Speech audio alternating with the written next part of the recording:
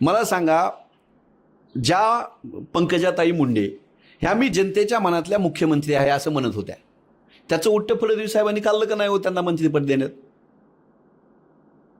किंवा चित्रा वाघांसारख्या काल परवा आलेल्या महिलेला, किंवा प्रसाद लाडांसारख्या 4 पक्ष फिरून आलेल्या माणसाला, किंवा गोपीचंद पडळकरांसारख्या फटकळ तोंडाच्या माणसाला, किंवा नितेश राणेंसारख्या वाचाळवीराला ज्यावेळेस आमदारकी खासदारकी मंत्रिपद देता आणि आम्ही ज्यांना मानतो त्या केशव उपाध्ये सरांना बाजूला ठेवता, माधव भंडारी सरांचं नामशेष होईल त्यांचं नाव, त्यांना बाजूला ठेवता.